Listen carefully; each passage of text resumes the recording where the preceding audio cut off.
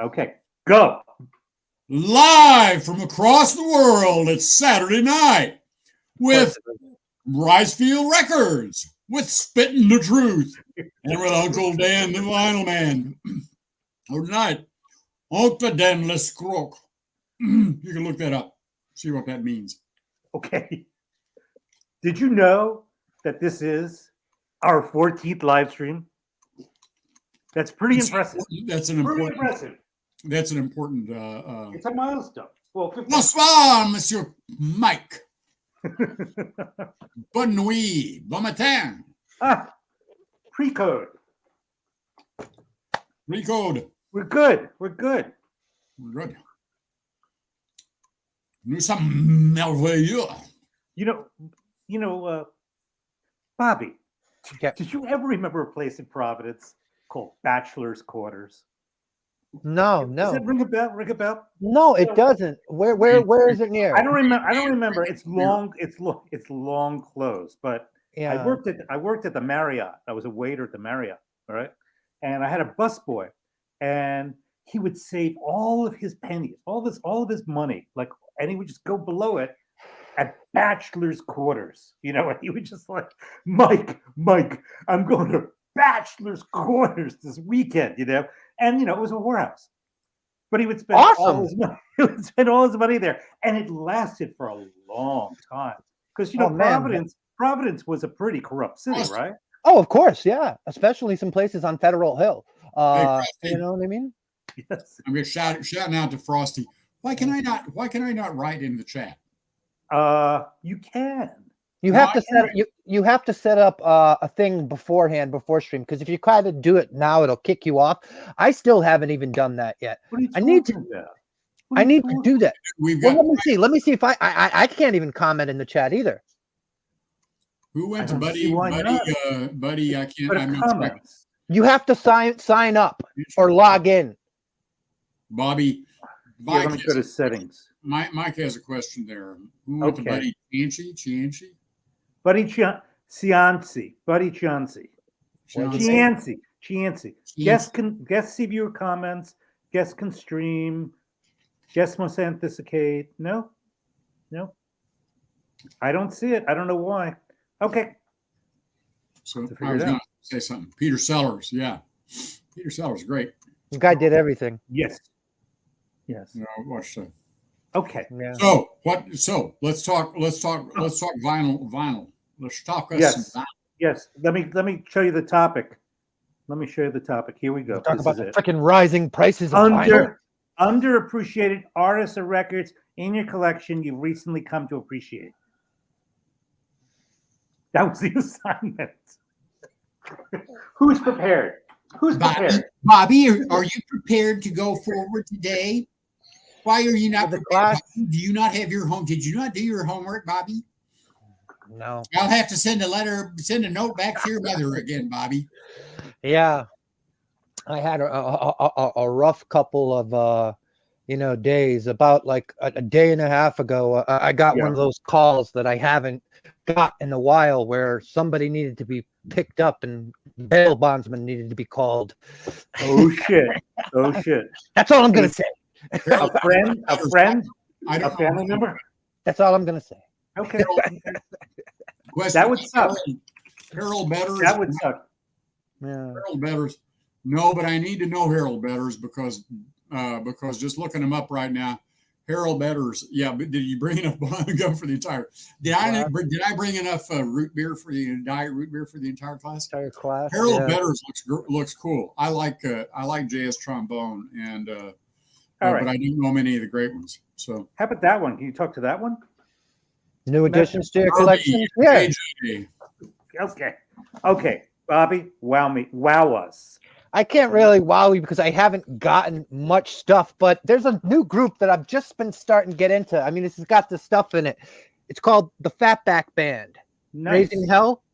Just picked this up. Name, man. Yeah, some of the stuff that it's funk. That's a lot of the same shit that I listen to. Here's a cool one. You guys can see it in the background. Hold on. Oh yeah. I want to see that one. Show me that one. Yeah, well, this is kind of like you buy something because you see the cover and you just have to. Yeah, I would have to buy that. Yeah. $10. I haven't even opened it because I don't give a shit what type of music it says. Man, that cover is just lit, man. That's lovely. That's Yeah. lovely. Fresh out of Yeah. finishing school. Yeah, but also, you know, because of Moon's over Miami. you notice when record store day comes and Yes. new releases come, so a lot of Yes. times people get rid of their old stuff with songs that are going to be released. Like, remember that they said that there's going to be a new PM Dawn reissue. So I picked up, you know, the PM Dawn, the 12-inch single in the shrink or whatever like that. So because the new release is coming out in record store day, so people get rid of their old 12-inch singles or their old stuff. Also, you guys know how I like certain stuff and I want the best sounding version of certain stuff. So I got some 12-inch singles of Harold Melvin and the Blue Notes. Oh, nice. Don't Leave Me This Way. Now, the reason you guys know why these will sound better than the regular album cut is because, yeah, it's just one song. Wax. One song on one whack. Yeah. Yep. So So they can give it all the modulate. It'll have all the modulation it needs, and you can reduce intergroove distortion by not running it in so far. Yeah, and this one I have. Betcha by golly, wow. Yeah, I have that freaking record too because I mean they fucking kick ass. Black Quicksand Music, by the way. I don't know Black Quicksand Music. You know Betcha by golly why that song, right? By the Stylistics. Yeah, hello, Black Quicksand Music. You're new. He's new. Okay, yeah. David Bowie. Is that a 12-inch or is that a record? This is a record. Is. I had to get it because it's a U.S. pressing. I have a German. I have a German. I have a UK. I have an American boot, the ones on Mercury, and I have the new reissue. So I just wanted to get this because I picked it up. It was $15. Why the hell not? Why the hell not? Yeah, those are the new additions to my collection. Besides some other stuff that I'm not going to show, but it's the type of stuff Dan would show. Okay. What do you mean? I mean, they're corny. They're corny. No, not corny. It's stuff I listen to. Like, you know, I bought a Chet Atkins album, an Andre Castellanza album. You bought an Andre Castellanza. So yes, he's good. The best thing about Andre Castellanza's albums is that you can get them for like $2.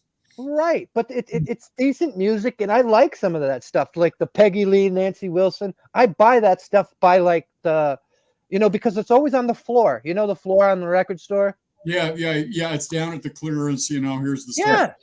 So I always pick up that stuff. Of course. Yeah. I have to. Yeah. No. And I'll put on. I have one Andre Castellanza album that I'll sometimes just put on if I've got, and just, put on repeat on the on turntable with repeat. Frankie Carlisle's another one that I love. I Yeah. The stuff. Yeah. The stuff, the ones I really like there are the Billy Vaughn stuff. Billy Vaughn, I swear that, some of his stuff that the people were having fun. A lot of the Andre Castellanets and people like that, I think the musicians were just dialing it in, It was like, I'm here for $1. But the Billy Vaughn stuff, it seemed like people were enjoying being there. Lainey Kazan. I don't know her, but I will look her up. Yeah, I will. Anybody, if she deserves to be spoken of, and along with Nancy Wilson, damn right, I'll look her up.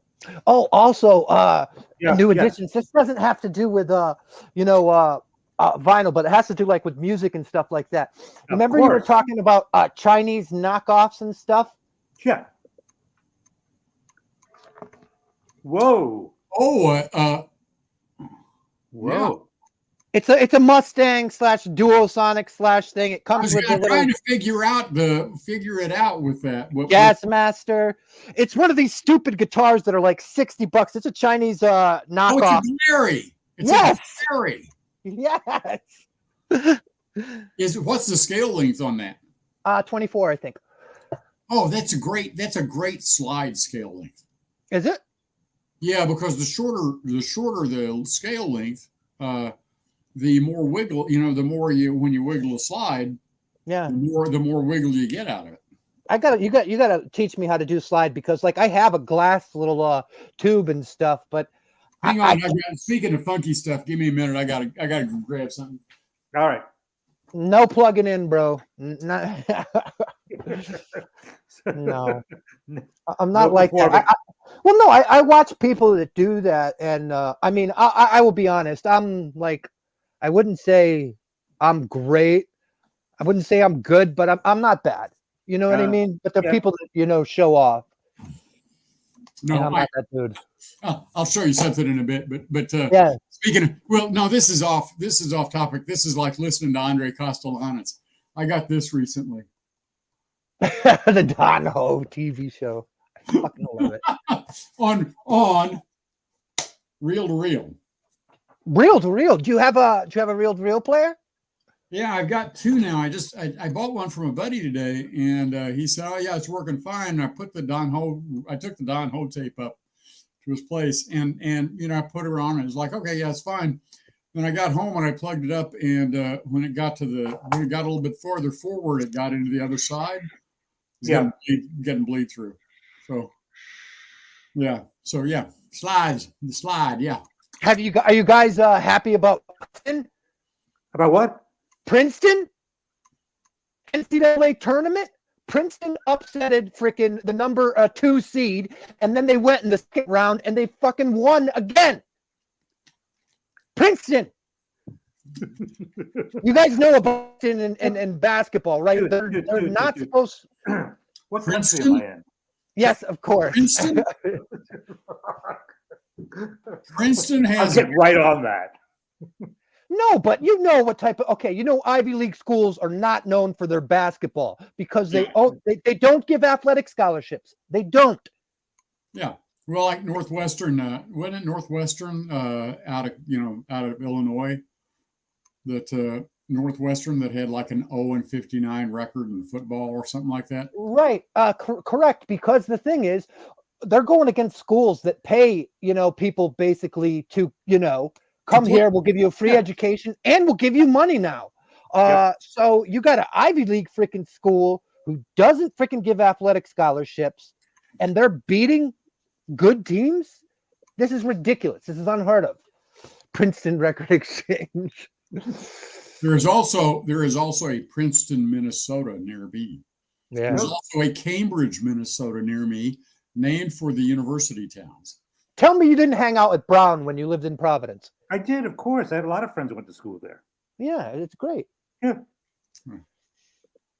What do we got here? Yo, Bobby, you're right. Ivy League is taken seriously in the tournament. That's why I love betting on them, because I mean, you always can make a lot of money because they're always underdogs. But anyways, let's get back to records. You were talking about records. Okay, tell us your records there. Well, no, weren't you? Yeah, go ahead. All right. So I guess I'm doing this solo. Right? I don't know. Dan, you're looking confused. You're looking like, what's wait, why are you doing a solo? I mean, Bobby just did his. You do yours, yeah. But I did a theme. I was going to do a theme this week. A theme. Oh well. Oh, so you follow me? I'm doing a theme. No, I've got stuff for the theme. Okay. I didn't buy anything new. You didn't buy anything. I sold something. I sold that Delaney and Bonnie record. Where is the you still have the Eddie Money record. Yeah, nobody's gonna buy it. I sold one of the 10. Hold up. This is very important. Okay. Michael Michel. Yes. Did not purchase any new records this week. That's I think right. 2 weeks in a row. I think that we have to report him to the Vinyl Community Standards Committee. Fuck. He's going to get. You're going to get sanctioned. No, you know what? You're not in the vinyl community. You gave up your records, so you're not buying records anymore. You're not part of it. We're going to have to take your stylus and break it across your knee. Yeah. Your diamond stylus with the Pitts Geiger. I hate it when the stylus gets broken like that. Oh, especially when you wear long sleeves. Oh. Never wear long sleeves or a sweater when you're freaking listening to vinyl. I've learned that. All right, let me do it. These people want to see Okay, records. I'm on. They want to see records. I did pick up 2 records. I did pick up 2 What'd records. you pick up? Well, this one is an oldie. Diana Ross. Diana Ross, yeah. And Touch Me in the Morning. And I'd say, Okay. Happily, Diana. No, I'm not talking to you, Michael. Stop it. Okay. And don't send me any more of your nudes, okay? So Touch Me in the Morning, which is great. And then I didn't get out much this week because I was working. And so I didn't get out much. But I was over in Baxter, Minnesota, and I went to a Walmart, and I picked up Ellie King, Come Get Your Wife. And I just got it because oh, man, that cover is great. That is just cover is just like freaking great. And I liked her. I liked her. Isn't that great? Come get your wife. That's perfect. I will What kind of buy music is it. it? Like Come Get Your Wife. The Camaro. Yeah. Yep. Look at that. The Camaro, the Look at her trailer. skirt. What is Oh, that, yeah. like a leopard print on her skirt? Yeah. She looks like the one that Trump was with. What's her name? She looks like Stormy Daniels a little bit. Yeah. Got that kind of a look? I don't Yeah. know. She's hot, And man. the coat. She is and the hot. coat, man. But Yeah, I hit it. Ellie King, I liked X's and O's, which I thought was like a throwback song. But I've only played one side of this, but it's awfully lot kind of new country, and I'm not big on contemporary country, so I'm a little disappointed there. But some of the stuff's okay. But the album with X's and O's on it, yeah. Mike, pre-code fan, I'll tell you, we're gonna have to, Is Ellie King actually Rob Schneider's daughter? I don't know. I don't think so. Rob Schneider? Really? He's not old enough. Yeah, that's what I think. But Yeah. could you look it up? Unless he started fucking when he was like 8. Could you go to the internet and look that up, Uncle Dave? Yeah, okay, I will. Hold on. Rob Schneider. I'll be goddamned. He had a beautiful daughter. He did? In the picture. Bullshit. That's not fucking you know what I mean. That's him. Ellie King and London King, a former model. She grew up living in Ohio. Well, Holy shit. That is fucking his kid. Yeah, but now she's fat. Yeah, she's pretty heavy. She's pretty hefty. That's okay. But yeah, it's I mean, I liked this sort of, throwback, whacking it, sound of X's and O's. And my little girl liked it. And I bought the CD for a number of years ago, that one, and she and I would drive around, and she liked it. I would turn it up all the way, crank it up all the way, and she was like 10 years old, 9 years old even, and just loving it. That cranking Ellie King up all the way, or Elle King. But anyway, yeah, I'll give that one a few more listens, and maybe it will grow on me like like some sort of fungus. But those are my only two. Yeah, those are my only two this week. But as I said, I was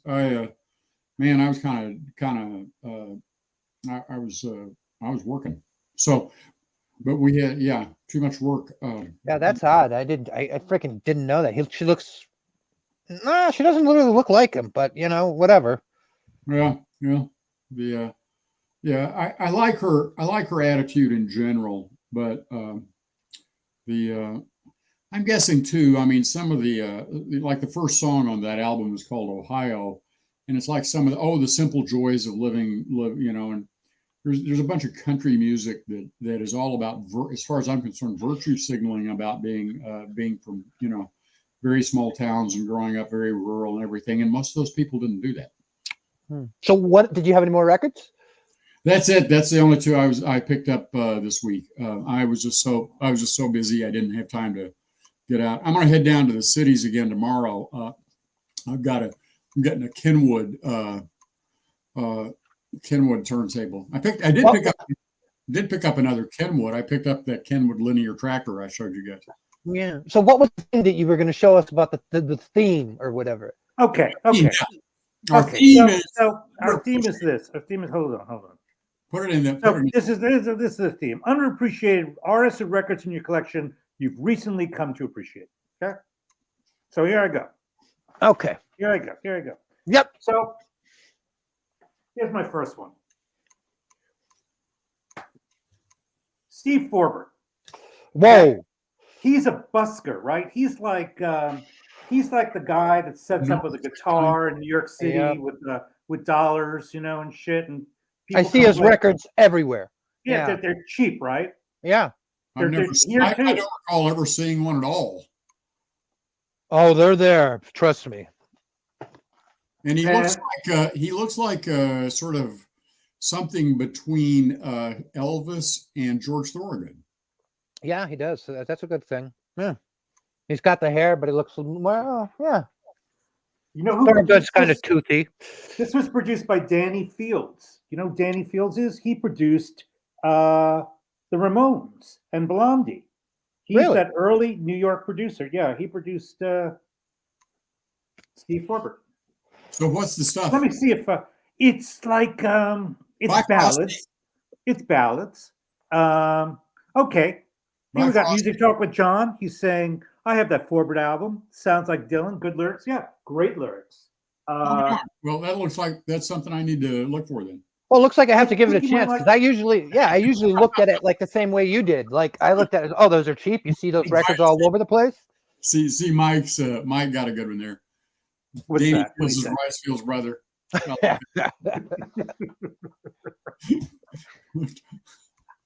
Okay, now I got the joke.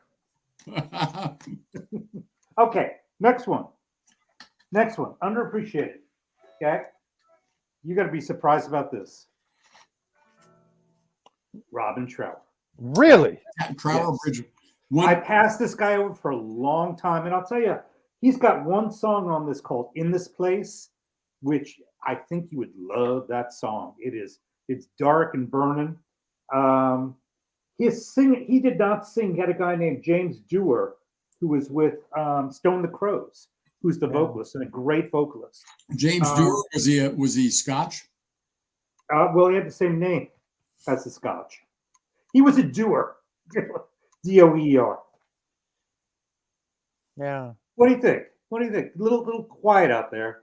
Robin Trower is something. He's another one that you see all the time, and I've passed him up. I mean, he's a great guitar player. I know that, but I've always liked other guitar players better than him. Yeah, you know what I mean. I always felt like he was. I just always felt like he was, too many notes. Right. That's the opinion I got of him before, but I've actually, never gotten deep into his stuff. I like that cover. It's kind of like a belly button. Yeah. Mm-hmm. I thought it was what's that? Yin yang. Maybe. There is it's one of the geometric shapes that is shoot, it's a non-Euclidean. It's used some for non-Euclidean geometry. I knew Dan would say that. What did you know I would say? Too many notes, Mike? Yep. Graham Parsons. I mean, I ignored this longest time. I never liked the Burrito Brothers. That's a big name, man. This is a beautifully recorded record. Just absolutely beautiful. And he's got Emmylou Harris singing backup on it. Yeah, just the name Fire doesn't sound like I'd like it. But now that you're saying, I mean, you have good taste. I like a lot of the stuff you do. So yeah, I'll check it out. He befriended Keith Richards, and he was at when they were producing Exile on Main Street. And the girl with faraway eyes, that's definitely Graham Parsons' influence. This is a posthumous record. He died. They burned his body. Did you know that story? No. He came from a very, very rich family, and he died at Joshua Tree. His friends set his body on fire for some reason. I don't know why. Maybe it had to do with the inheritance or something. But Graham Parsons, great singer. All right, my next one. I'm almost done. I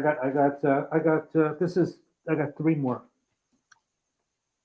Now, Short People, I hated that song. Absolutely hated that song. Well, And it's all took over, me a long time to get into this guy. all over the damn radio for a while there. The worst song on the record, but it's got Jolly Coppers on Parade. He's one of those people I wouldn't have paid any attention to because I heard Short People way too goddamn many times when Yeah.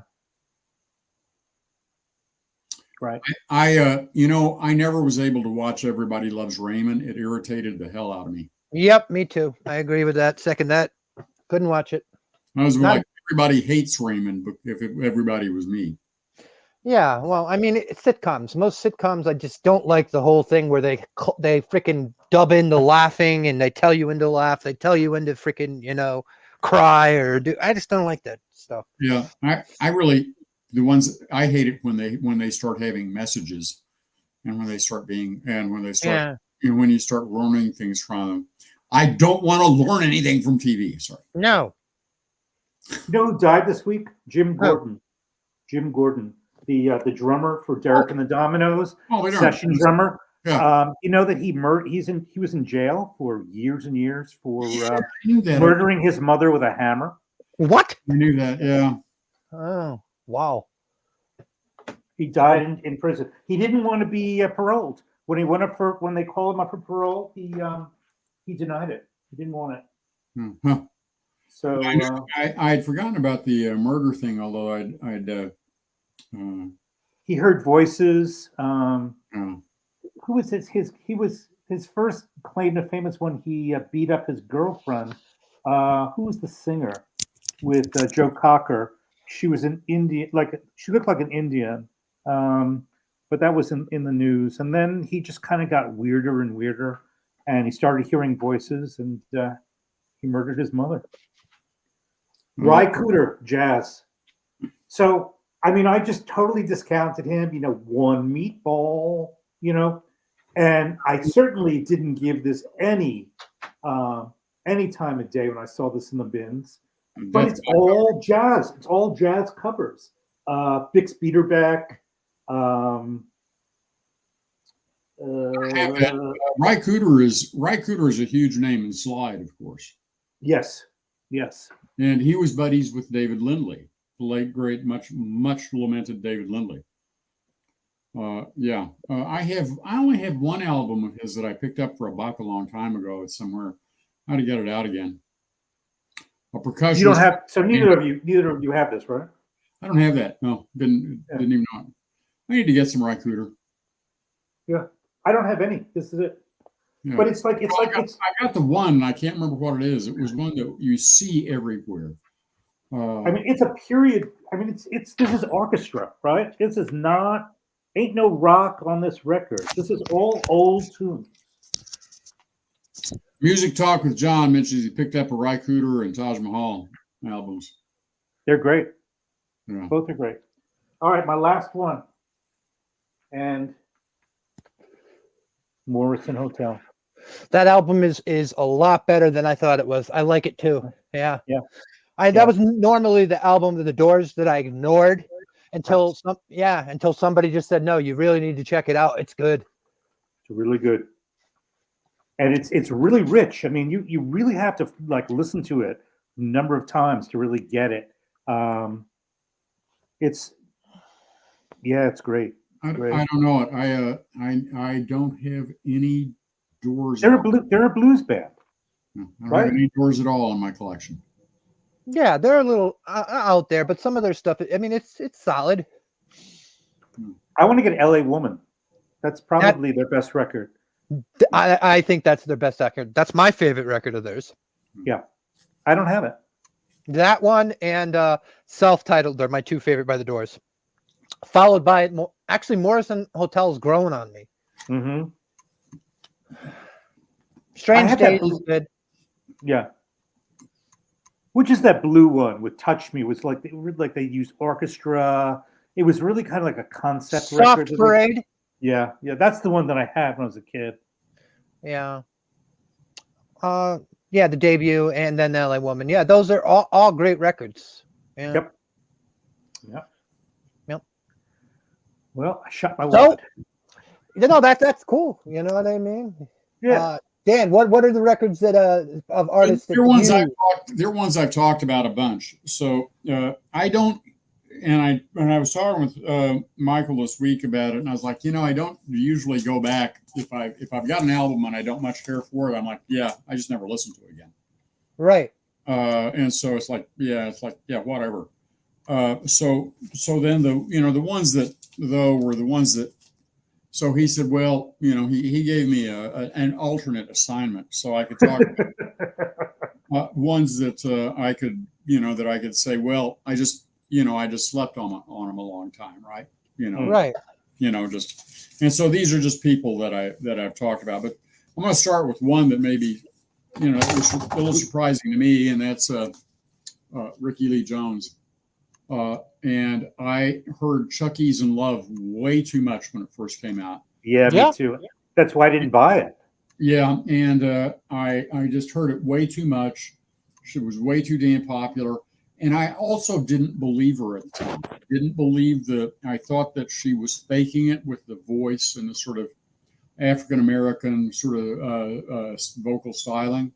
I didn't know the backstory. I didn't know that she'd been a street person, or been basically a street kid, lived, that was her, that was her gig.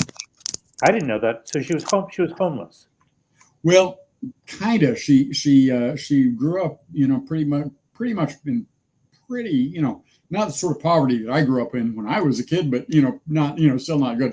And then she went and just hung out with kids on the street and stuff like that, and did hitchhiking and lived like did that for a long time. Yeah. And so she, so that was authentic to her. But anyway, I got this album. I found this album. And speaking of Princeton, I found these albums in Princeton, Minnesota, in a junk store. And I'm not sure it was these copies because I now have 3 of them. But they were $1 each, and I went to a junk store, and it was like that was the only thing there.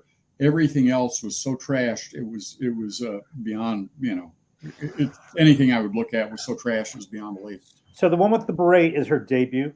Yeah. That was a well-selling record, right? That was a huge hit for her. Sold hugely. Who was it that she was banging? Well, she and Tom Waits. She and Tom Waits were involved. That's what I was thinking. Yeah, so she and Tom Waits were involved. I bought it and I thought, well, I had heard a little bit over the years of jazz by some jazz stuff by her.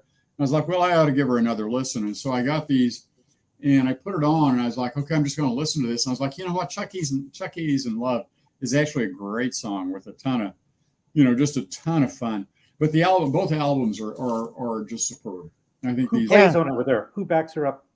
Oh gosh, she's got, she has a ton of people on here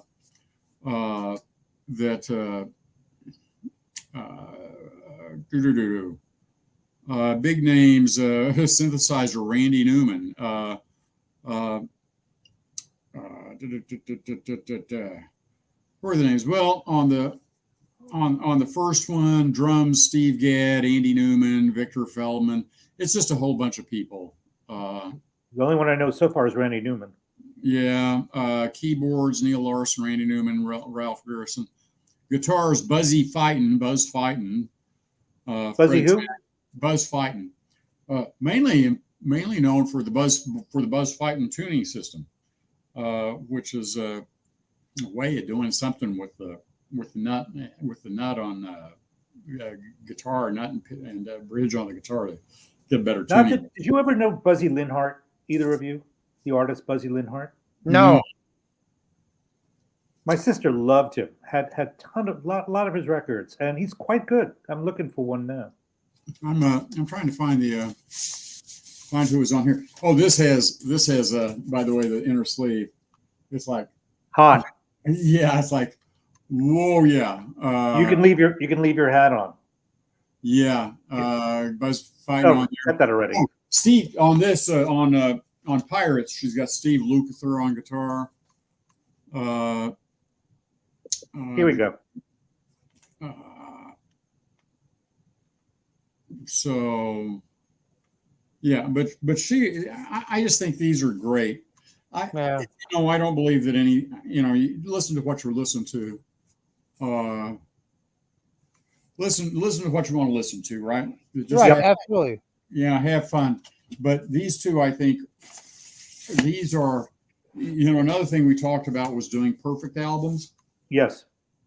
I would list these as these are absolutely completely solid beginning to end. Wow. There isn't a skippable cut on them. Well, I have both of those albums. some of the bass and some of the bass stuff on here, I don't know who's doing the bass on those, but there is some really funky bass on both of those. Yeah. So those are great. So that's one. So I've listened to a lot of Ricky Lee Jones now. Yeah. And I did a recent video on one of hers on her album Kicks, 2019. Yep. The covers album.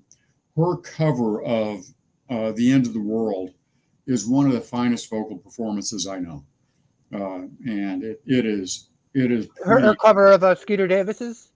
Yeah, she does a cover of Skeeter Davis's "The End of the World," mm-hmm. and she sounds utterly freaking crushed. Wow, I'll have to check that out. I mean, yeah, and it's sounds just like I'm interested in. And Ricky Lee Jones has this fabulously instrumental voice. It's like it is so supple and so, it just seems like she is, she's playing slide, she's playing, if you could imagine like a piccolo trombone, and slurring back and forth and moving, and she does she does a lot of stuff that's, it's kind of early rap sort of stuff, real ba ba ba ba. And then on End of the World, it sounds like she is just almost, in some parts of it, she is almost talking. And it just sounds like completely like, okay. Red Calendar was in the Wrecking Crew. Yeah. Yeah. Okay. Red Calendar. Yeah. I mean, that bass on there is just so damn funky. It just kills you. But on End of the World, her vocal performance is just like, it sounds like somebody who's just completely crushed. Yeah. Just amazing. Such pronunciation. Yeah. I have to listen to that now. I'm going to definitely, see what album is that on? That's on Kicks. I don't have that one. I have the two ones you showed. It's all covers, but well worth it. I mean, the whole damn thing is great. But I think that I don't have the other one in here, but I think that there are 3 albums by her. The first album, Pirates, and Flying Cowboys, that I think are just completely like, beginning to end. It's like, those are just freaking great. Skeeter does at the end of the world. Skeeter just does a little too much. Come on! I love Skeeter's version. Don't stop. No. Yeah, it's still. No, it's awesome. That's the original. Yes. Well, no, it's the first hit. Well, it's the first hit. It's not. Yeah. Lucinda Williams does a great version of "End of the World" too. Okay, so other people, like, I didn't care for Benny Goodman for a long time. Okay. And then I bought a clarinet, and I thought, well, I ought to listen to some Benny Goodman. And I started listening to Benny Goodman, and I was like, good grief, that man was a freaking monster. Look at the freaking lineup on that album, too, man. Igor Stravinsky, Bernstein. This album is like, this album is like nuts so great. Yeah. I mean, it's like, because, Benny Goodman these guys all loved Benny Goodman. He was a monster. So if you're, and I thought he was square for a long time. And once I figured out that Benny Goodman wasn't square, I was like, what was wrong with me? Yeah. I've told you many times about getting this album and putting it on and saying, why was I not paying attention to this gorgeous, fabulous vocalist? I mean, you should listen to Goodman. I mean, Sing, Sing, Sing is like, good grief, that rocks harder than basically anything. So yeah, Nancy Wilson, I got that, and now I'm like just utterly in love with Nancy Wilson. Just Yeah. I gotta get one. I gotta get one. I do not have one. They're very cheap. You can find them anywhere. This You'll one, love this them. one in particular, this sold like crazy. This was a big hit for her. Yeah. It sold like crazy. You can find these all over the place, and it is, just this is another one. Great album, beginning to end. What happened to her? I mean, what happened with her career? I know that she went to TV, stopped recording, she went to TV, but did she just like go off do something else? She continued to record, but she just did not. I think it was the Beatles. I think it was the British Invasion. Just after the early '60s, a lot of those great jazz artists just kind of went downhill. Yeah. I don't know Jimmy Scott. Me neither. The other one, I've told you, I bought this because to make fun of it and because the sexy cover. Yeah. Sexy cover art. And I put it on thinking, this is going to be a vanity piece. So right. I thought this was going to be a vanity piece. That's Jimmy Scott is Nancy's primary influence. Yeah, I'll need to listen to that. Thank you, Cool Transports. Yeah. Anyway, I put this on and I was like, no, this is great. I knew Cry Me a River, Julie London's big hit from 55, I think, 56. Cry Me a River. I knew that, but I had not, it was like it went by me. Right. Yeah. And it was like, okay. And it was one, it's out there. It's like, and it's like background. It's like wallpaper. And quite, you don't pay attention to wallpaper. Right. Right. Sure. And then, I listened to that, and then I started listening to Julie London, and I was like, oh, good God, this is superb. So yeah. And then the other one is like that, Peggy Lee. And this is the first one I got by her. I think I paid $2 for this at a junk store in St. Cloud. And I got this and I brought it home. And again, I was thinking, well, this is not going to be very memorable. And I put it on. I was like, this is just freaking. Yeah, Jack Webb and Bobby Troop, who were both married to Julie London, because Julie London was a complete babe, as was Nancy Wilson. So yeah, I started listening to Peggy Lee, and you go back and listen to, Fever is like, it became wallpaper, right? Fever. Yep. It's like, who listens to it? Actually listen to the damn song. Right. Listen to the damn song. It's a great freaking song. Yeah. And I listened to me, Peggy Lee, Julie London in particular, are the anti-Whitney Houstons of the world.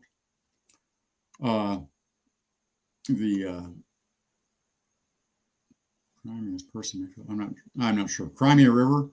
Cry Me a River was written by a friend of Julie London's, and I can't remember. Don't think it was Bobby Troop, although it may have been. No, I don't know.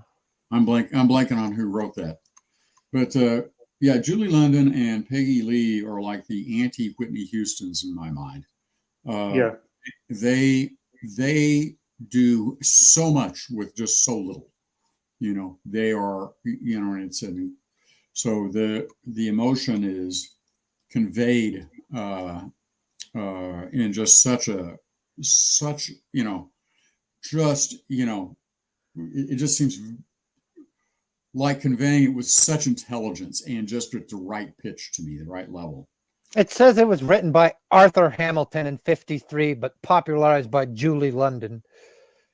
Yeah, I'm not sure it was even recorded before Julie. Who the hell is Arthur Hamilton? Well, he's the writer. Well, and there is the great, was Barney Kessel on guitar on that, on Cry Me a River? Who did they have on guitar? They had a great jazz guitarist on guitar. Just very, very simple. Just to leave lots of room for Julie London's voice. But I like Joe Cocker's version of Cry Me a River. I can't bring it to mind right now, although I'm sure I've heard it. But yeah, Mad Dogs and Englishmen. Yeah, and I got to do one. I've got another, and I'm blanking on the name of the album. I recently got another Peggy Lee album, and it's a little later and they put too much reverb on her voice and they've got too much stuff going on around it, which kind of hurts it. But she does a version of the old Chestnut Smile. Smile, though your heart is breaking. Smile. Good song. But she does it in a way that, again, it just sounds like she is ready to break down into tears, and she is just right there, and she's just, she's trying to convince herself not to smile under the circumstances. Precoat's he's got the data, boy. Charlie Chaplin wrote the music for Smile. He's got the data. No, okay. Smile.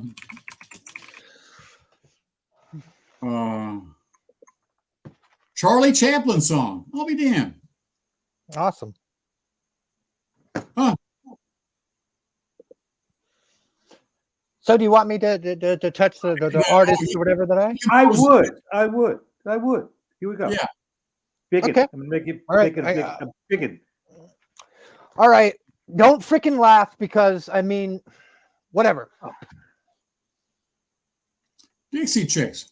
I got no problem with that. Yeah, I didn't I just would hear him. A lot of people listened to him in the 90s, and I was just like, oh yeah, whatever. But the more I listened to it, I learned to appreciate some of the stuff and some of their voices. They're really good. Next up, this is a band this is a classic I'm gonna show. At first, oh boy. They're so popular. Yes, they're so popular. But when I first listened to Arthur Lee, it was kind of like he was like a fruitcake or something. You know what I mean? It's just like it was a little too, I don't know. But the more I listened to it, the more I understood what they were doing. And I started listening to some of the guitar parts of it, and they were interesting, man. He's not a great songwriter, if you will, like a lyricist or anything, because a lot of his, they work, but it's not that, deep. But it took me a long time to get into this record. Listening to Da Capo, I liked a lot of their earlier stuff, but I didn't like this album when it first came out. Now I love it. That's the debut. No, the debut is the one with it's just Love, self-titled. This is Forever Changes. I think it went Love, self-titled, Da Capo, and then Forever Changes. Okay. I think that's what it went. But anyways, that one was a one that I didn't, get into. And then there's this guy. Okay. You know who this is? Yeah, Brian Eno. I had a bunch of his records when I was a kid. Yeah, a lot of people told me that, because he does a lot of background music or something like that. Music for airports or something like what was yeah, he does a lot of stuff like this. But, ambient stuff, yeah. The more I listened to this record, the more I thought it was pretty dope. You know what I mean? Yep. And another artist that I have records, but I'm not running all over into the other room to grab it, is a band called Bad Brains. Oh yeah. You know about Bad Brains? Yep. Yeah, they're phenomenal. The lead singer, I forget, HR or whatever like that. The guy's totally a whack job, but they do the punk / reggae thing on point. Yep. And here's a record that I just wanted to show Dan because he needs to get it. Yes, I got to get that. I got to get that. I got it on I've got it on Apple Music, but I don't have a vinyl version of it. Yep, but that's all I got. You can make me small. Okay. Those are artists that, at first it just took me hard because a lot of those albums, people be like, oh, you got to listen to them. You got to give them a chance. But when you're just listening to stuff and you're not even giving it an open mind or actually listening to the song, you can't hear it. Right. Like you hear a song on a radio, you don't hear the chord changes. You don't hear the little bass parts or the guitar licks because you're not listening. You're just listening to, I hear it all the time, Yeah. It But is a must. there's plenty of bands that people love. I can't get into like Yola Tango is just in the news because one of their members died. Yeah. I tried, can't get into it. You Yeah. know, There's, you know, Yeah. a lot of stuff that is like that. I mean, a lot of Yep. people are huge you know, Led Zeppelin fans. People love Zeppelin. I have a Yep. few of Zeppelin's albums and stuff, and I appreciate Jimmy Page as a Hey, guitar Eddie. player. But once again, I think I can think of a million guitar players that are better than Page and that I like their music better. And Robert Plant's another one who his voice is tough to get used to. You know what I Sure. mean? Are you a big Zeppelin fan? No, I wasn't because everybody loved them, and typically when everybody loved a band, I went looking for Went something the other else. way. I yeah. went the other. They Yeah. zigged, I zagged.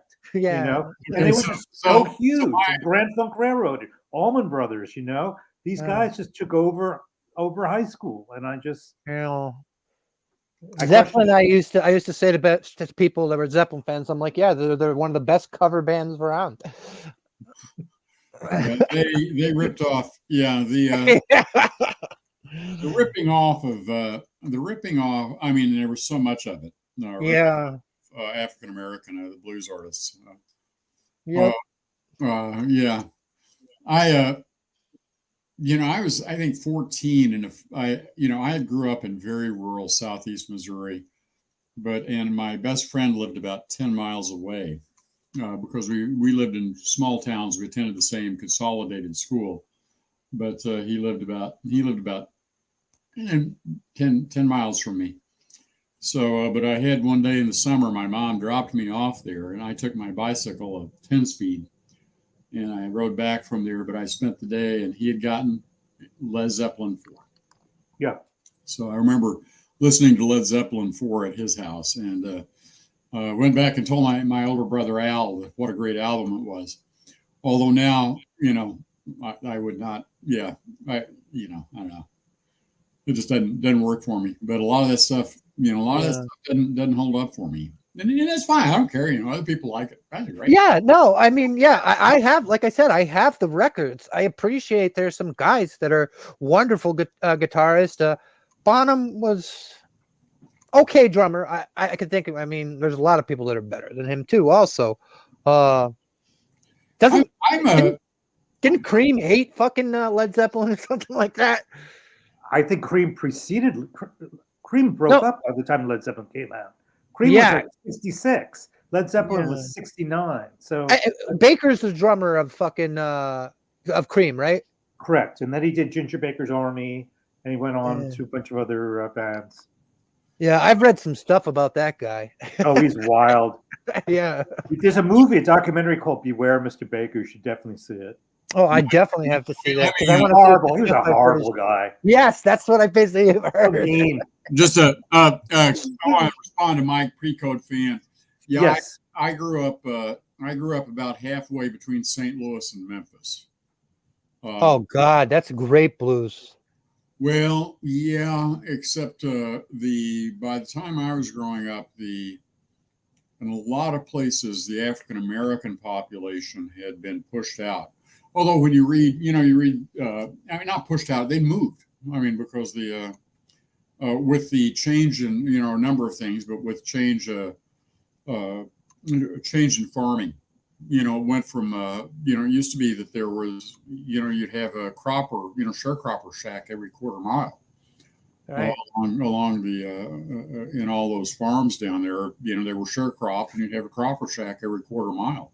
Yeah. And by the time the late 40s, you started getting tons of people moving to St. Louis, Chicago, Detroit, or as a lot of my family moved to Indianapolis. A lot of my mother's relatives moved to Indianapolis, and all those people, white, black sharecroppers and white,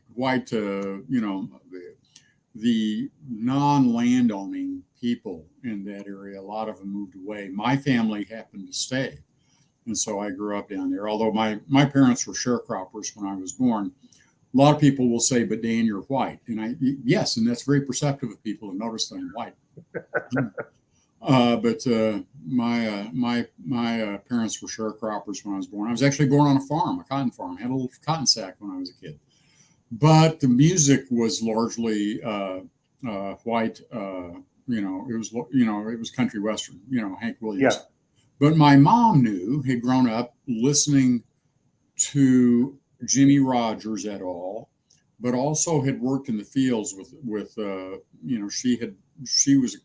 she picked cotton, chopped cotton, and worked in the fields and with African Americans when she was young, and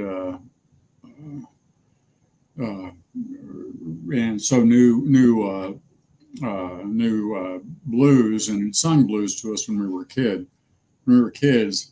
I bought my first guitar when I was 25, a Teisco Del Rey, which I still have. I took it down to my mom's house. I was living in Southern Illinois. I took it down to my mom's house, and my mom picked it up and started playing. And she started playing Deep Ellum blues on it. And you didn't know she knew how to play guitar? I didn't know she knew how to play guitar. Your parents never owned land then, right? Never owned land. We didn't own.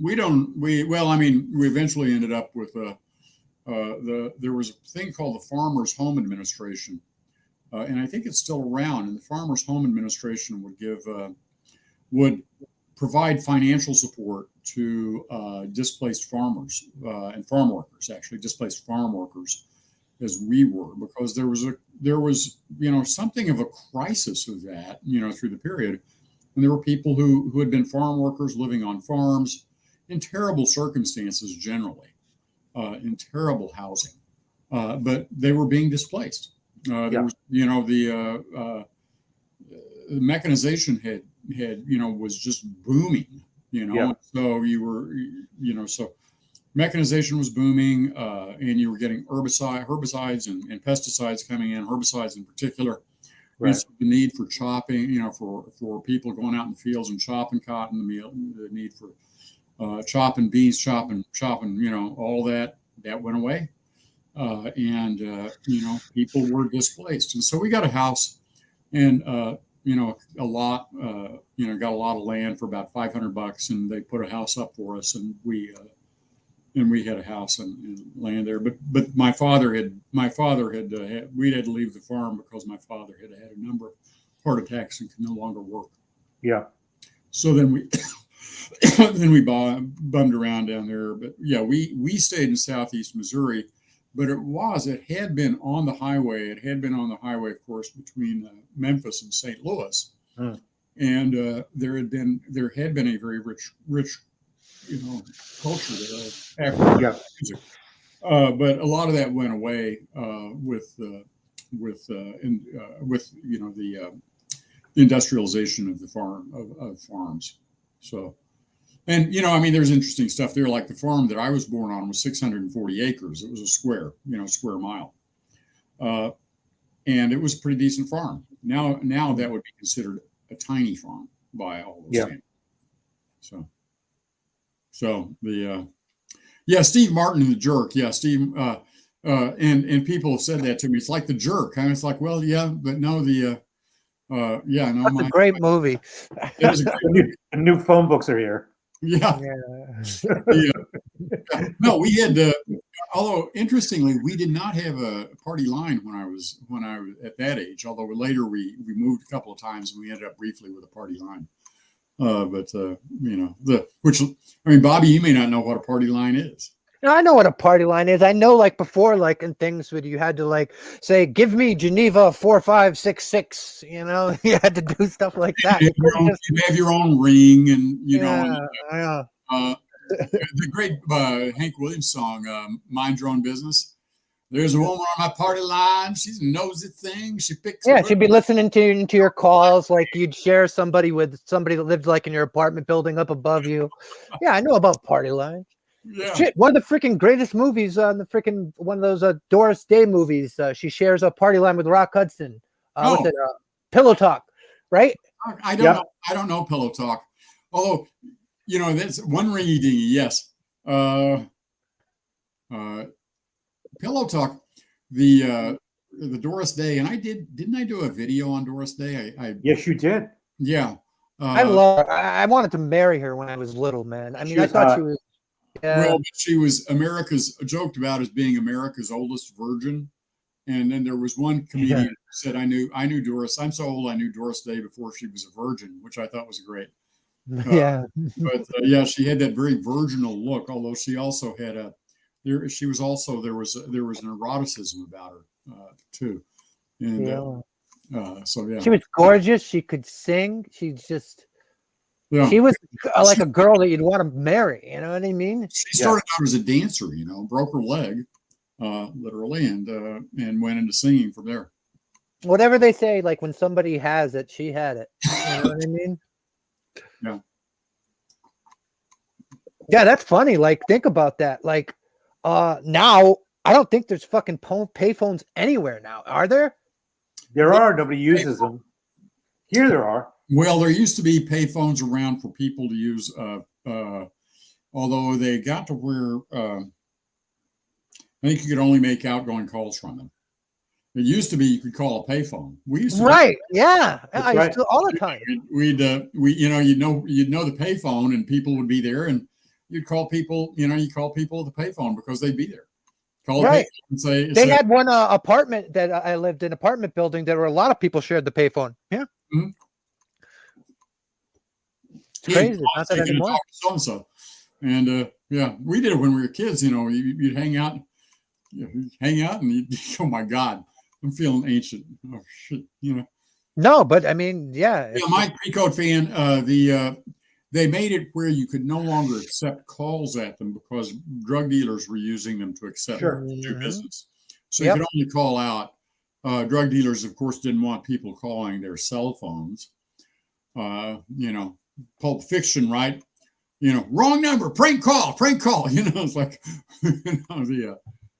so yeah, that's I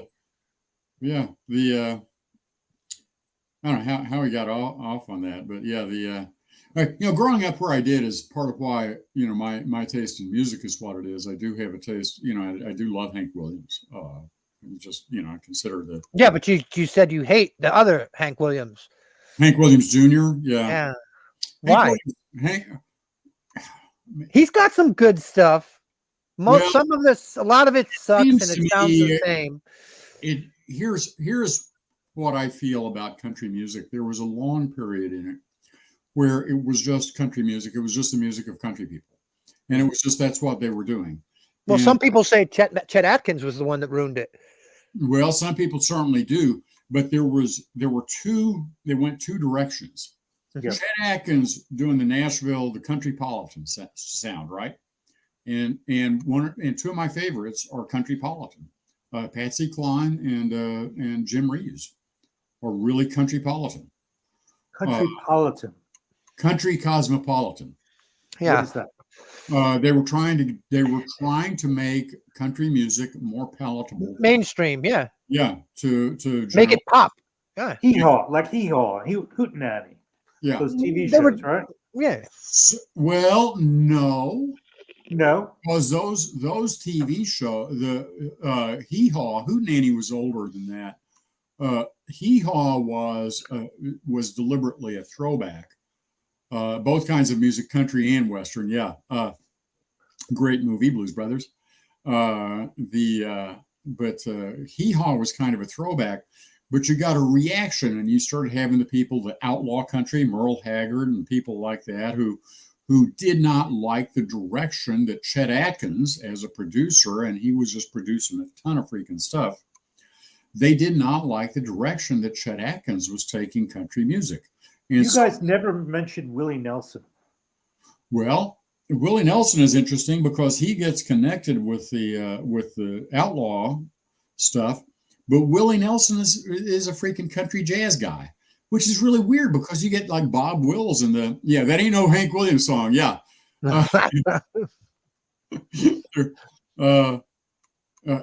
Strange and sophisticated background vocals and dialing back twangs and stuff like that. I mean, you listen to Jim Reeves stuff and, it's really, and some Patsy Cline stuff, And it's really hard to say that, that there's, you can listen to it and you can hear the country in it, but it's not like Kitty Wells, right? No. And it's but I love that fucking Patsy Cline shit, and I mean, I like that a lot of type of music. Yeah, I do too. I think that was great, but you started having people going against that, and so they started saying, no, that's not the way. That's not real country. That's not, and so they started pushing it, and so that's when the Okie from Muskogee and things like that, and I'm a proud. It basically became I'm a proud redneck, right? When I was, Anita Kerr, who was Hispanic, she's great, great vocalist. But what hey, about Delbert McClinton? You like Delbert? Yeah, Delbert McClinton. Now you do get some people like Delbert McClinton. There is Junior Brown, the great freaking guitarist. And one of my favorites of the last 15 years or so has been Zoe Muth, who was just eaten up by Nashville. She was a Seattle artist. Her first album, which almost nobody knows, and was only out on CD, which she self-produced and self-released. Zoe Muth and the CMI. We'll be here. Bye-bye. We're probably getting ready to wrap it up soon anyways, right? Yeah. Yep. Nancy, that Billie Eilish, are you talking about Billie Eilish? Cool Transports? Which Billie? Billie Holiday? Billie with the IE makes me think Billie Eilish. Might pre-order. I like that. Junior is surf, and he's surf and blues and country, and the deepest voice of anybody. Yeah. I don't know that I can get pretty low. I don't think I can get as low as Junior. My baby don't dance nothing but Ernest. What about Conway Twitty? You got love for Conway? Not a ton. Some of the stuff was really good, but I think that as Countrypolitan, Chet Atkins, the Nashville sound was taking over, then you started getting some hardening up and saying, no, we're going against that. And so now it seems to me there's this artificial thing where it's like people just have dug down into countryisms and made it more and more so that now, living in rural, Junior's hot wife, who is a sweetheart, isn't she? And plays what's her name? I'm blanking on it. Tanya Brown. She plays rhythm for him. Plays rhythm guitar for him.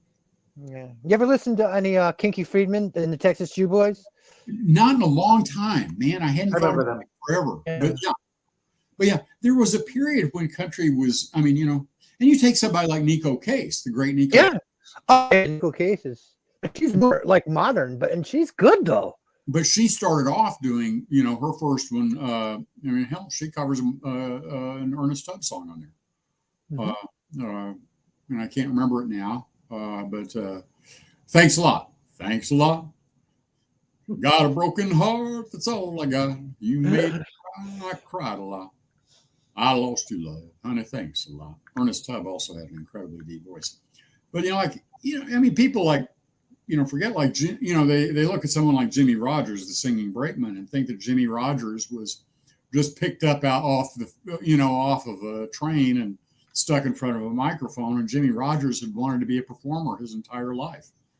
And Jimmy Rogers, although he was doing blues and, country-fied blues and country songs like that, he wanted to actually be more sophisticated. He wanted to do sophisticated music. So anyway, there was just a shift in the 60s and starting in the mid 60s in country music. And so I can take people up to the mid 60s, and some people after that who just fly under the radar. There's a Joshua Headley, I think, who does really well. And then a guy, Zephaniah Ahura, out of that country and western hot spot, Vermont or New Hampshire, I think Vermont. but played with Jim Campolongo, the great Jim Campolongo. So yeah, I'm sorry. Getting me into stuff that, man, where I love a lot of this stuff. Okay. Next week we rolling? We're rolling. Oh, next week. All right. We'll talk country. No, we won't talk country and western. I have hardly any country and western in my collection. As long as it's old school, I can dig it because I have old school country, but a lot of the modern stuff. I mean, besides Dixie Chicks, I don't have any Toby Keith. I don't have any freaking Tim McGraw or None of those. Do I? Nico Queso. I have that Nico, but is she considered country? Yeah. But she's good, man. Do you like Alison Krauss? Yes, Alison Krauss is great. We can talk that stuff next week. Yeah. Yeah. Okay. Old school. We'll talk old school. There was somebody else I was going to mention. Shania Twain. What do you think of Shania Twain? She used to be hotter than the Hinges. She's still hot. Yeah. She could still come over, but her music. Marty Stewart, man. A little popular, too poppy for me. Yeah. Well, and now the stuff, I hear. Now the stuff I hear is just. So for the thumbnail, what I'm going to do is I'm going to get some pictures of like Conway Twitty and Chet Atkins. And that's going to be your pictures for next week because we're talking old school country. We'll do that and we'll talk some other stuff. But I mean, okay. People aren't going to dig that. That'd probably be the least watched stream. We can bring other stuff in. Is Dan frozen? For the moment, yeah. Somebody's locking the stream. I don't know why. Maybe it's me. I mean, I've got no signal. Well, why are me and you talking and Dan's gone? Maybe he had an aneurysm. Deuces next week. All right. Okay. Bye, Dan. Bye, Dan. I'll wait for you, Dan. All right, Bobby. See you later. Bye.